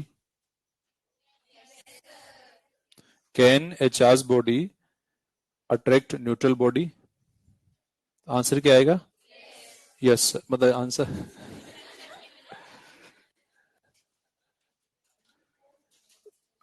yes due to induction. Yes, due to induction. Due to induction. मतलब एक चार्ज बॉडी दूसरी अनचार्ज बॉडी को अट्रैक्ट कैसे करेगी उस बारे में जरा समझना हमें। जैसे ये कोई बॉडी है, इस पर पॉजिटिव चार्ज है, दूसरी बॉडी हमने कंसिडर की है न्यूट्रल है। कैसी बॉडी है? न्यूट्रल। इसकी वजह से इंडक्शन होगा, इंडक्शन से चार्ज आ जाएगा। कौन सा वाला आएगा यहां पर? यहां कौन सा आएगा? ठीक है, हम मान सकते हैं कि मैक्सिमम जो इस पे इंड्यूस चार्ज होगा इसके बराबर ही हो जाएगा, इक्वल एंड अपोजिट, और जितना ये उतना ये आता है। तो इन दोनों के बीच नेचुरल फोर्स कैसा है? Attraction, repulsion? अट्रैक्शन। इनके बीच रिपल्शन रहेगा, प्लस प्लस के बीच में। कौन सा फोर्स बड़ा होगा पता लग रहा है क्या? कौन सा? क्यों? डिस्टेंस कम है इसलिए फोर्स ज्यादा रहेगा, तो ये अट्रैक्शन फोर्स ज्यादा रहेगा, F A greater than F R. इसलिए हम कह सकते हैं कि जो नेट होगा अट्रैक्शन रहेगा, नेट फोर्स अट्रैक्शन का। यानी कि एक चार्ज बॉडी एक अनचार्ज बॉडी को अट्रैक्ट कर सकती है। यहां पर भी ऐसा हो रहा है, ये चार्ज रोड है, ये न्यूट्रल बॉडी है, इसमें कोई पूछे रॉड एंड ए के बीच कैसा फोर्स? अट्रैक्शन है। रॉड एंड बी के बीच कैसा? अट्रैक्शन रहेगा। ए एंड बी के बीच कैसा? ए एंड बी के बीच कैसा फोर्स? कंफर्म है? पक्का है? ये भी न्यूट्रल, ये भी न्यूट्रल, ये भी न्यूट्रल, ये भी न्यूट्रल। यस यस, पॉसिबल है ऐसा, हो रहा ना पॉसिबल। पास में उनका इफेक्ट ज्यादा रहेगा, तो अट्रैक्शन फोर्स फोर्स पॉसिबल है यहां पर। और यही बात ऑब्जर्व करते भी हम, देखते भी हैं, भले इस बात को आप महसूस ना करते हो, लेकिन ऐसा देखा गया है। जैसे मॉलिक्यूल मॉलिक्यूल मिलकर के वो क्या बनाते हैं? सॉलिड बनाते हैं, कोई भी सब्सटेंस बनाते हैं। जो भी सब्सटेंस बने हुए हैं वो मॉलिक्यूल के कॉम्बिनेशन से बने हैं। तो सॉलिड बनाने के लिए या कोई लिक्विड बनाने के लिए जो उनके बीच में फोर्स है मेनली वो इलेक्ट्रिक फोर्स ही होता है। क्या होता है? Electric force. जो मॉलिक्यूल को बांधे रखता है, एटम्स को आपस में बांधे रखता है, वो इलेक्ट्रिक फोर्स ही होता है। एक मॉलिक्यूल पे कितना चार्ज? जीरो। दूसरे पे कितना? जीरो। तो भले उन पे चार्ज जीरो है, उसी तरह से कोई भी दो एटम मिलकर के जब एक मॉलिक्यूल बनाते हैं, दो या चार जो भी हैं, तो भले वो न्यूट्रल हैं लेकिन दोनों न्यूट्रल एटम मिलकर के भी आपस में एक मॉलिक्यूल बनाते हैं। तो वहां भी कौन सा फोर्स होता है? इलेक्ट्रिक फोर्स ही होता है। एक पोलराइज हो गया, उस दूसरे को पोलराइज कर दिया, पोलराइज वाला इसके बीच में अट्रैक्शन फोर्स हो गया। डाइपोल डाइपोल के बीच में अट्रैक्शन फोर्स नहीं हो सकता क्या? हो सकता है ना। डाइपोल, एक डाइपोल दूसरा डाइपोल है, तो उसी तरह से मॉलिक्यूल पोलराइज हो जाते हैं, पोलराइज होकर के भी उनके बीच। तो ये जो कुल मिला के शॉर्ट में के हैं, तो इलेक्ट्रिक फोर्स का काफी ज्यादा रोल होता है नेचर के अंदर। ग्रेविटेशन का इतना नहीं होता, क्योंकि जो ग्रेविटेशन फोर्स होता है वो तो ज्यादा बिग साइज की बॉडीज होगी, वहां पर इफेक्ट उसका देखने को मिलेगा। लेकिन इलेक्ट्रिक फोर्स छोटे लेवल पे भी देखने को मिलता है। हाँ, न्यूक्लियस के अंदर अब हम चले जाएं तो वहां फिर नहीं होगा उसका रोल। वहां तो न्यूक्लियर फोर्स ज्यादा इफेक्टिव होता है, न्यूक्लियस के अंदर। तो एकदम न्यूक्लियस के अंदर ही चले गए, प्रोटॉन प्रोटॉन के बीच में, वहां कौन सा होता है? प्रोटॉन प्रोटॉन के बीच में अट्रैक्शन होता है। प्रोटॉन प्रोटॉन के बीच में न्यूक्लियस के अंदर अट्रैक्शन होता है। इलेक्ट्रिक तो रिपल्शन रहेगा, लेकिन न्यूक्लियस वाला न्यूक्लियर अट्रैक्शन फोर्स रहता है, वो ज्यादा स्ट्रांग होता है, इसलिए तो न्यूक्लियस बना हुआ है। तो वहां ज्यादा इफेक्टिव न्यूक्लियर फोर्स होता है। लेकिन उसके अलावा एटॉमिक साइज है या मोलिक्यूल वाला साइज है और दूसरी साइज है, उसके हिसाब से बात करें तो वहां इलेक्ट्रिक फोर्स होता है। यस, पॉसिबल है। इलेक्ट्रिक फोर्स से ही कई सारे लिक्विड सॉलिड्स वगैरह बनाए जाते हैं, बनते हैं। तो यहां पर हम बात कर रहे थे कि एक पॉजिटिव है और एक न्यूट्रल बॉडी है, तो इनके बीच में इलेक्ट्रिक फोर्स लग रहा है। अगला क्वेश्चन लिखिए।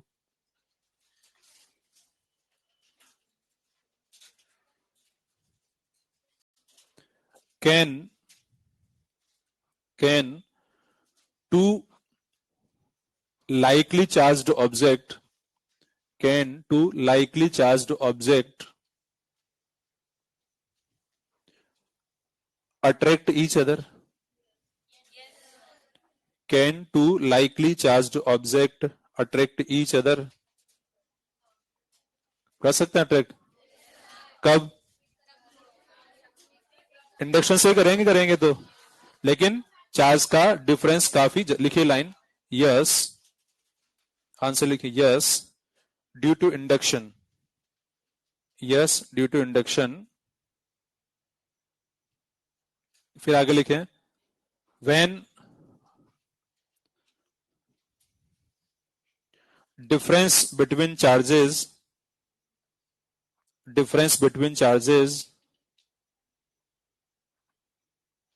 of bodies is very large.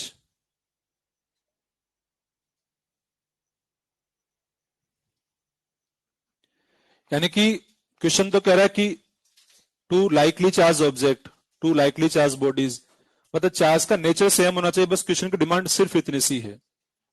अब हमने क्या ऑप्शन ढूंढ लिया कि चार्ज का नेचर सेम रखें, लेकिन एक पे चार्ज बहुत ज्यादा है, एक पे चार्ज बहुत कम। बहुत कम होने की वजह से वो ऑलमोस्ट ऐसा ही केस बन जाएगा। ऐसा कैसा? एक चार्ज बॉडी और एक न्यूट्रल बॉडी जैसा केस, ऑलमोस्ट ऐसा बन जाएगा। क्वेश्चन के अकॉर्डिंग हमें चार्ज बॉडी लेना है, इस पे भी चार्ज, इस पे भी चार्ज, लेकिन हम एक पे चार्ज बहुत ज्यादा ले रहे हैं और एक पे चार्ज काफी कम ले रहे हैं। जैसे सपोज हमने ले लिया सिचुएशन कि इस पे सपोज प्लस 10,000 कुलाम चार्ज है। कितना है? 10,000, 10,000।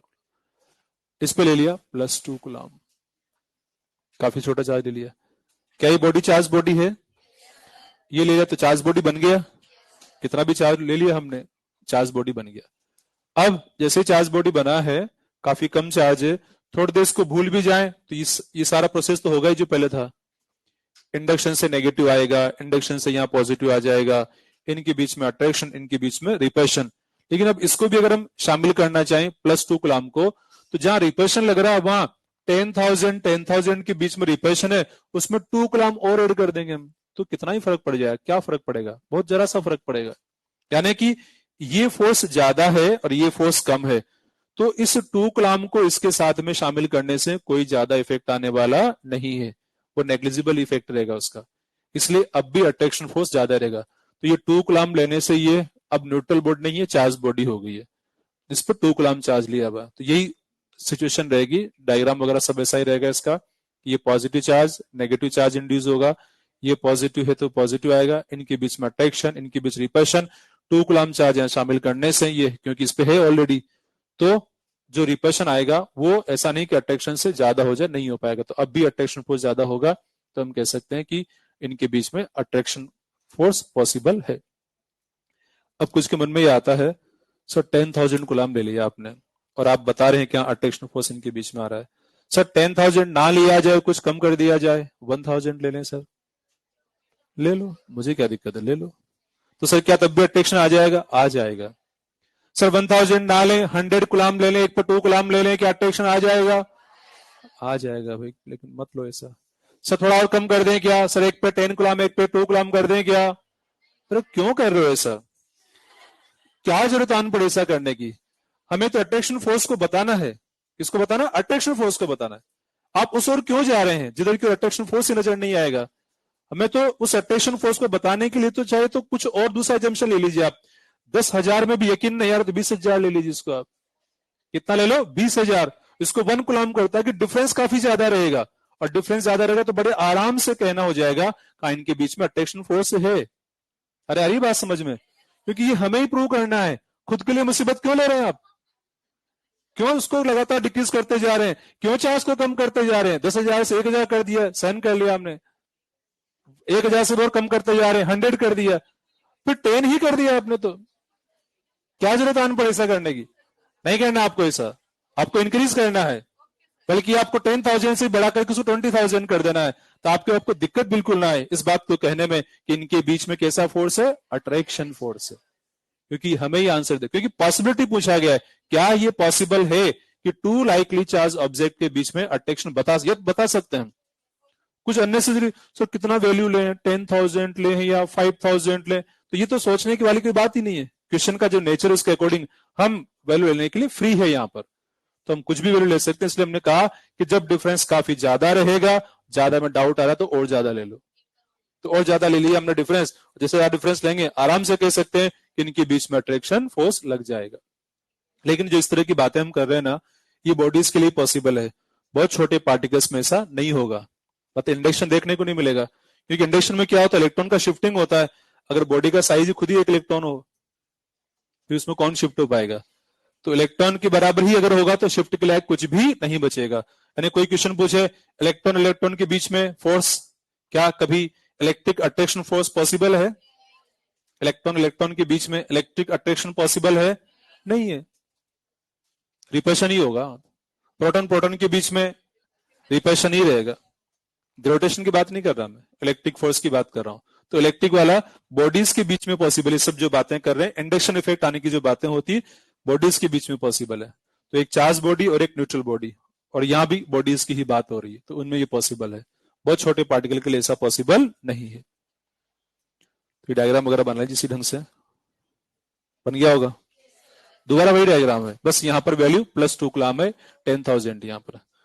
तो आप चाहें तो ये जो इंड्यूस चार्ज यहाँ आ रहा है इसको भी लिख लीजिए, -10,000 यहाँ आ जाएगा और ये +10,000 बन जाएगा। तो इनके बीच में अट्रैक्शन है, इनके बीच में रिपल्शन है। तो अट्रैक्शन अब भी ज्यादा ही है रिपल्शन की कंपैरिजन में।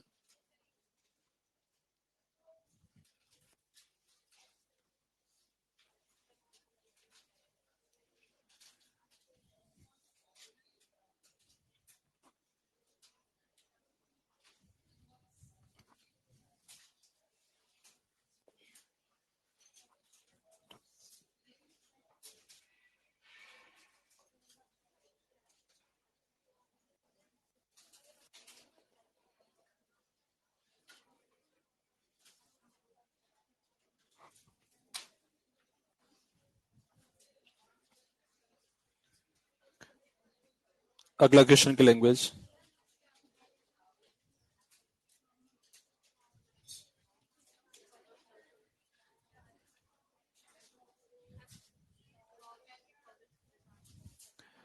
लिखिए क्वेश्चन की language. How can we positively charge a metallic sphere? How can we positively charge a metallic sphere without touching it? Without touching it. How can we positively charge a metallic sphere without touching it? बिना इसको touch किए हम कैसे इसको positively charge बना सकते हैं, उसके लिए आपको एक डायग्राम भी दिया गया है कि ये मेटलिक स्फीयर है और ये अर्थिंग वाला डायग्राम यहां पर दे दिया गया है। एक स्विच भी इसमें मेंशन कर दिया गया है और स्विच के अकॉर्डिंग यहां पर आपसे फिर बात की जा रही है। तो how can we positively charge a metallic sphere without touching it? सबसे पहले रोड कौन सी लेंगे जरा बता दीजिए। एक नेगेटिवली चार्ज रोड यहां पर ली जाएगी। Step number 1, step by step चलने वाले हैं, उन स्टेप्स को हमें समझना है यहां पर स्टेप बाय स्टेप। मतलब ये डायग्राम हमें गिवन है, स्पेयर वाला और अर्थिंग का स्विच वाला, इसकी हेल्प हमें लेनी है। जरा देखिए, पॉजिटिव चार्ज स्पेयर है, बता दीजिए यहां कौन सा चार्ज आएगा। यहां पर नेगेटिव था ना, तो ये पॉजिटिव आ जाएगा और यहां पर नेगेटिव आ जाएगा। आ गया नेगेटिव पॉजिटिव, हटा दें इस रोड को, अब हटा दें इस रोड को, बताओ क्या हो जाएगा? वापस से तो मिक्स हो जाएंगे, तो ये नहीं होने देना है हमें, तो पॉजिटिव चार्ज को लाना है इस पर। तो रोड को यहीं बनाए रखना अभी। और जो स्पेयर है, बताओ क्या करें इस स्पेयर के लिए? अब क्या अर्थिंग का स्विच ऑन कर दें क्या? इससे क्या हो जाएगा? अर्थिंग का वैसे मेन मीनिंग होता है पोटेंशियल जीरो करना, तो वो तो खैर है ही, लेकिन और पोटेंशियल के बारे में ज्यादा बात आगे ही करेंगे। फिलहाल यहां एक सिंपल वे में ये भी कह सकते हैं कि अर्थिंग करने से बॉडी पर जो फ्री चार्ज होता है वो अर्थ में चला जाता है। और फ्री चार्ज की जब बात आ रही यहां पर देखें हम जरा फ्री चार्ज के बारे में, पॉजिटिव नेगेटिव में से कौन फ्री चार्ज है? नेगेटिव क्यों फ्री है? क्योंकि उसका नाम ही फ्री है, फ्री इलेक्ट्रॉन। ऐसा ये वजह नहीं है, ये वजह नहीं है। इस नेगेटिव की वजह से इस पर क्या लग रहा है, अट्रैक्शन। इस पे नहीं लग रहा है, ये फ्री है, ये रिपल्शन लग रहा है। तो इस पॉजिटिव पे तो लग रहा है, इस पे पॉजिटिव चार्ज कहीं नहीं जाएगा। और वैसे भी अट्रैक्शन लगा रहा है और कह रहा है जाने नहीं देंगे तुझे। क्या कह रहा है, जाने नहीं देंगे तुझे। नेगेटिव वाला चार्ज पॉजिटिव वाले चार्ज पर अट्रैक्शन का फोर्स लगा रहा है और उसको कहीं भी जाने नहीं देगा। लेकिन जो नेगेटिव चार्ज है ये फ्री वाला है, क्योंकि इस पर कोई अट्रैक्शन फोर्स नहीं लग रहा है, तो कहां चला जाएगा, अर्थ में।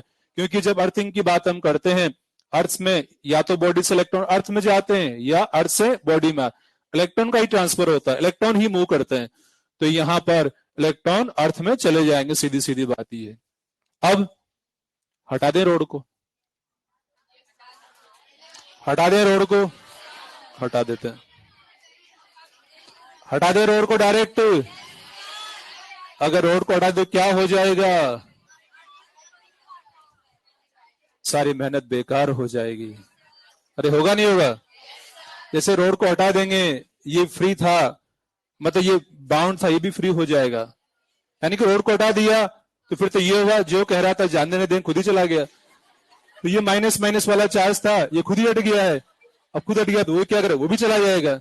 तो ये भी यहां से चला जाएगा, तो ये पॉजिटिव वाला चार्ज भी इसमें एंटर हो जाएगा। तो पहले क्या करना पड़ेगा, रास्ते को ही ब्लॉक करना पड़ेगा, तभी तो बात सही साबित हुई, जानने नहीं देंगे वाली बात। तो ये रास्ता पहले हटाना है। तो यहां से इस अर्थिंग को ओपन, ताकि कहीं से जाने का रास्ता ही ना मिले, जा ही ना पाए, ये रास्ता हटा दिया गया, यहां से ओपन कर दिया है। रॉड थी तब तक ही चार्ज यहां बना हुआ रहेगा, अभी भी अट्रैक्शन का फोर्स लगा हुआ है। और ये चार्ज क्या कह रहा है, बार बार जाने नहीं देंगे तुझे। तो ये अट्रैक्शन का फोर्स लगा हुआ है। अब स्टेप 4 में बताइए क्या करेंगे। स्टेप 4 में आ गए हम। अब क्या करें, हटा दे रोड को आराम से। चलो रोड को हटा दिया जाएगा, रोड को हटा दिया है और ये ओपन ही यहां पर है। चार्ज कैसा है, पॉजिटिव। ये पॉजिटिव चार्ज क्या अब चुपचाप एक जगह बैठा रहेगा, अब वो फ्री हो गया है। अब कोई अट्रैक्शन फोर्स उस पर नहीं लग रहा, वो फ्री है। अब वो यूनिफॉर्मली डिस्ट्रीब्यूट हो जाएगा, कंडक्टिंग स्फीयर पर यूनिफॉर्म डिस्ट्रीब्यूशन ऑफ चार्ज हो जाएगा। ये सिचुएशन बन गई है नंबर स्टेप 4 में। स्टेप 5 में क्या कर दें, स्विच को ऑन कर दें, वापस ऑन कर दें क्या स्विच को। तो अगर ऑन कर दे क्या हो जाएगा, ये अर्थ में चला जाएगा। तो यही आंसर हमारा आ गया है कि जैसे इसको हमने स्विच मतलब बनाया है, तो इस तरह से ये एक चार्ज स्फीयर हमें मिल गया है।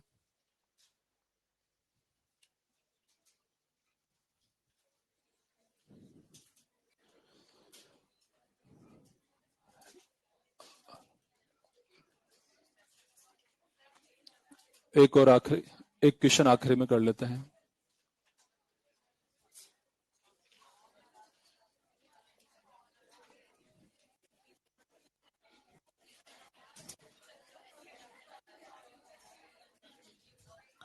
अच्छा, इस आखिरी क्वेश्चन को करने से पहले एक क्वेश्चन मतलब एक क्वेश्चन के एक पॉइंट लिखाता हूं मैं। तो जहां आपको या तो इसके बाद लिखने, इससे पहले भी एक छोटी सी लाइन है, बोल देता हूं, लिख लेंगे आप। स्टार मार्क करके लिखिए line, repulsion is confirm test of electrification. Repulsion is confirm test of electrification of a body. Repulsion is the confirmed test of electrification of a body. Electrification का मीनिंग क्या हुआ, चार्ज कि कोई body charge body है या नहीं है, उस पर चार्ज है या नहीं है, उसका पता लगाने के लिए रिपल्शन बेस्ट है। क्या है, रिपल्शन बेस्ट। जैसे हम ये कह सकते हैं कि अट्रैक्शन तो बिना चार्ज बॉडी की मिल सकता है। जैसे सपोज इस बॉडी पे चार्ज है, क्या इस बॉडी पर चार्ज पॉजिटिव चार्ज है, बोतल को ऊपर उठाना है इसको। सपोज इस बॉडी पे चार्ज पता है कि पॉजिटिव चार्ज, इस बोतल के पास ले गया, पता लगा क्या हुआ, अट्रैक्शन मिला। क्या मिला, अट्रैक्शन। इस पे पॉजिटिव चार्ज का मुझे पता है। अब आपसे पूछा जा रहा है इस बोतल के बारे में बताइए, क्या नेगेटिव चार्ज होना पक्का है, क्या कंफर्म है क्या। ये नेगेटिव चार्ज भी हो सकती है बोतल, न्यूट्रल भी हो सकती है, दोनों तरह से हो सकती है। यानी कि अट्रैक्शन के बेसिस पे हम कंफर्म नहीं कह पा रहे कि इस बोतल पर या दूसरी जो बॉडी है उस पर चार्ज है या नहीं है। लेकिन अब इस बोतल को उठाइए आप, इसके पास ले गए, क्या हुआ? रिपल्शन मिला। क्या मिला? इस पर चार्ज है, ये पहले गिवन चार्ज है। क्या मिला? रिपल्शन मिला। क्यों मिला? कंफर्म है इस पर, कंफर्म है इस पर क्या है? चार्ज। जैसा चार्ज इस पर है वैसा चार्ज इस पर जरूर होगा। ये पॉजिटिव तो वो भी पॉजिटिव होगा, ये पक्का है। तो जैसे रिपल्शन मिला कंफर्म हो गया। रिपल्शन में तो क्या होगा? कंफर्म हो गया कि उस बॉडी पर भी चार्ज है। लेकिन ओनली अट्रैक्शन मिल रहा है तो कंफर्म नहीं हो पाएगा कि चार्ज है या नहीं है, ये कंफर्म नहीं कर सकते। इसलिए बोला हमने repulsion is the confirm test of electrification, यानी किसी बॉडी के चार्ज के बारे में पता रिपल्शन से ही हमें लग पाता है। अच्छा, यहां इससे पहले जो हमने बात की थी ना कि टू लाइकली चार्ज ऑब्जेक्ट भी अट्रैक्ट कर सकते हैं, वो एक स्पेशल केस है। और जैसा कि लिख भी दिया कि जब चार्ज में डिफरेंस काफी ज्यादा हो, तो इन जनरल उसके बारे में हमें थिंक नहीं करना है अननेसेसरी। जैसे हमने बोला कि दो बॉडी के बीच में अट्रैक्शन है, तो क्या पॉसिबिलिटी, तो इन जनरल एक चार्ज बॉडी नेगेटिव अपोजिट वाली हो सकती है या न्यूट्रल हो सकती है, जनरल वाला एग्जांपल ये। बाकी स्पेशली पूछे क्या ऐसा भी पॉसिबल है कि उस पर चार्ज काफी ज्यादा डिफरेंस वाला ऐसा हो, ये फिर पॉसिबल है। अदरवाइज इन जनरल हम ये मानेंगे कि एक पे पॉजिटिव है दूसरे पे नेगेटिव हो सकता है, एक पॉजिटिव दूसरा न्यूट्रल भी हो सकता है। इन जनरल ये कंसिडर करना होता है, वो स्पेशल केस है, उसके बारे में कहा जाए, उस तरह की बात की जाए, तभी हमें थिंक करना होता है। इस पर आगे हम, टू कंडक्टिंग स्पेयर है A and B, charge rod है। अब यहां पर इन दोनों बॉडीज पर चार्ज का क्या होगा ये हमें समझना है कि चार्ज आ सकता नहीं आ सकता इन दोनों बॉडी पे अलग अलग, इस बात को जरा ऑब्जर्व करना है। किस तरह से इंडक्शन होगा देखना चाहते हैं। ये पॉजिटिव है, इधर क्या आ जाएगा? अच्छा, जब इस तरह से स्पेयर्स पास पास में जब रखे जाएंगे ना, दोनों कंडक्टिंग स्पेयर है, एक बॉडी कंसिडर करके ही इंडक्शन हमें दिखाना होता है। और एक बॉडी कंसिडर कर भी सकते हैं, दोनों आपस में कनेक्टेड है ना। इट मीन्स ये हुआ कि भले दो स्पेयर हो चाहे चार स्पेयर हो या तीन स्पेयर हो, इसकी वजह से इंडक्शन से सबसे नियर वाले फेसिंग सरफेस पर अपोजिट चार्ज और सबसे दूर वाले पर उसका अपोजिट, ये आएगा। तो यूं कह सकते हैं कि प्लस है तो यहां पर माइनस आ जाएगा, यहां पर प्लस, ये आएगा फाइनल चार्ज इन पर। अगर तीन स्पेयर होते तो फर्स्ट वाले पे ये माइनस आता, लास्ट वाले पर प्लस आता, बीच वाले पे कुछ भी नहीं आता। ठीक है, क्योंकि आपस में कांटेक्ट में है, टच में है, कनेक्टेड है। तो इलेक्ट्रॉन यहां से लेके यहां तक चला गया, शिफ्ट हो गया, क्योंकि इलेक्ट्रॉन पर फोर्स लगेगा इस बॉडी की वजह से, तो शिफ्ट होकर यहां आ गया।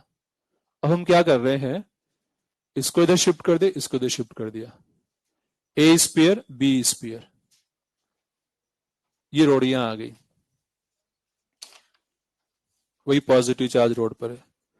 Negative negative negative, positive positive positive,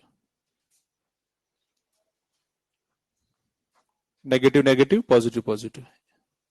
अब इस रोड को हटा दें अगर, तो फाइनली ये और ये नेगेटिव एंड पॉजिटिव, ये बॉडीज चार्ज बॉडी ऐसे बन जाएगी। मतलब यूनिफॉर्म डिस्ट्रीब्यूशन ऑफ चार्ज इस तरह से हो जाएगा। इस तरह से डिस्ट्रीब्यूशन की बात कर, जब रोड को हटा दिया गया तब। अब यहां कुछ के मन में कुछ छोटे छोटे डाउट आते हैं, सर जब ये डायग्राम हमने बनाया है इस तरह का, तो माइनस प्लस नहीं दिखा सकते क्या इस पर, कि ये प्लस है तो ये माइनस और ये प्लस, फिर ये माइनस और ये प्लस, ऐसा नहीं होगा क्या? देखिए इस प्रोसेस में क्या हुआ है यहां पर कि इस बॉडी बी से इलेक्ट्रॉन निकल करके इस पर आ चुके हैं और फिर इनको अलग कर दिया है। तो जब निकल के वहां चला गया फिर रास्ता ही हटा दिया कि अब वापस नहीं जा सकते तुम। मतलब इस पर नेगेटिव ही आ चुका है, इस पर पॉजिटिव चार्ज आ चुका है, ये चार्ज बॉडी बन चुकी है। अब आप इंडक्शन बता भी दोगे तब भी इंडक्शन से तो नेट जीरो ही आता है, क्योंकि अगर आप इंडक्शन से बताओगे माइनस तो उतना ही प्लस बताना पड़ेगा, बाकी ये तो जितना है उतना ही रहेगा, इस पर फर्क नहीं पड़ेगा। तो फाइनली ये बॉडी ही बनेगी कि ये ए पर नेगेटिव चार्ज आ गया है, बी पर पॉजिटिव चार्ज आ गया, A negative B positively charge body इस तरह से बन जाएगी। यही होगा फाइनली। आ गई बात समझ में? अगर बीच में इस पर एक और होता सी वाला, उस पर कुछ भी नहीं आता, ए एंड बी दोनों बॉडी अलग अलग जो पॉजिटिव चार्ज रहेगी, बीच वाले पे कुछ भी चार्ज नहीं आएगा अगर तीन बॉडी रखी जाएंगी तो।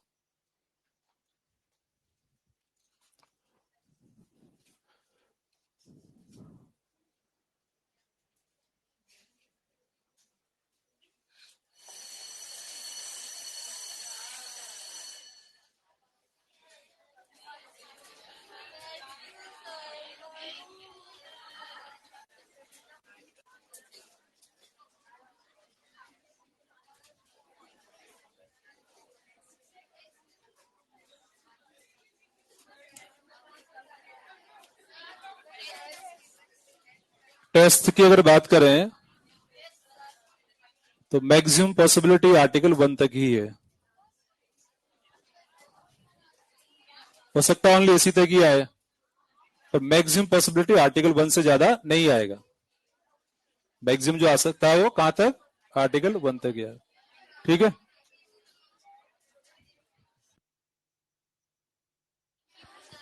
लड्डू मिल गया आप लोगों को, सबको मिल गए, खा भी लिए, चलो बहुत बहुत शुभकामनाएं आप लोगों को।